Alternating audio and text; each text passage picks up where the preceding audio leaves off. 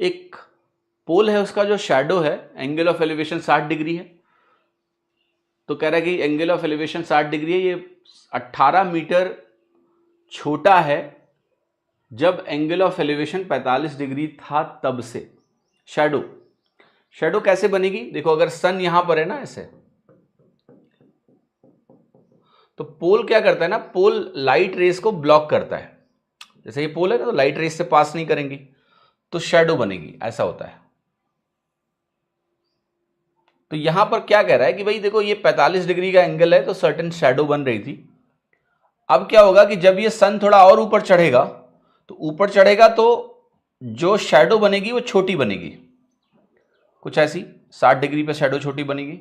यही लेंथ कह रहा है 18 मीटर के बराबर है, और हमें ये वैल्यू एच निकालनी है।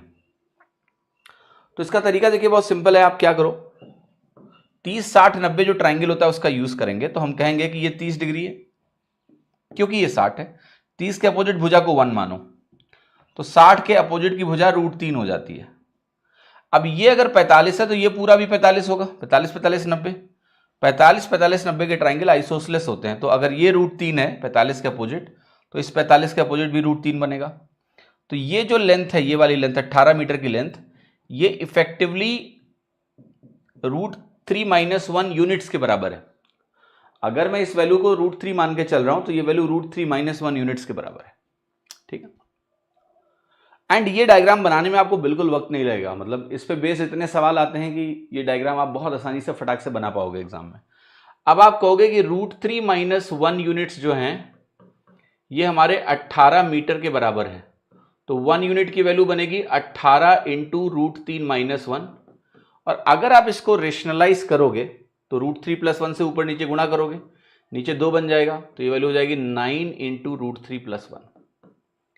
ठीक है। एक चीज मैं चाहता हूं आप यहां याद रखिए बेटा, जो ये 1/√3 - 1 है, क्योंकि ये बहुत बार बार अपीयर होगा आपकी कैलकुलेशंस में, तो इस वैल्यू को ध्यान रखिएगा हमेशा कि ये √3 + 1/2 होता है। आपको मैन्युअली एग्जाम में रेशनलाइज नहीं करना है, क्योंकि अगर आप मैन्युअली एग्जाम में रेशनलाइज करेंगे तो it's a waste of time.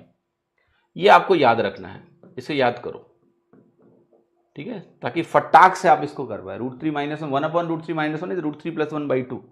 Similarly 1/√3 + 1, 1/√3 + 1 अगर इधर लेके आओ तो वो √3 - 1/2 होता है। ये दोनों चीजें याद होनी चाहिए आपको।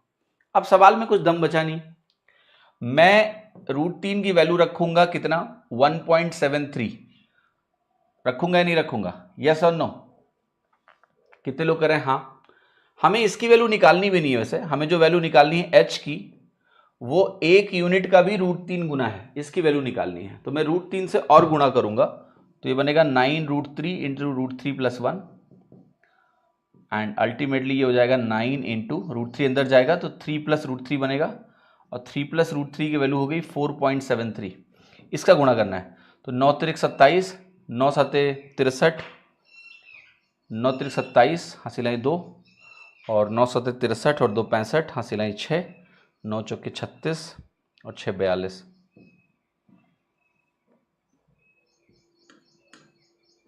Right, C is the right answer. Okay, clear है?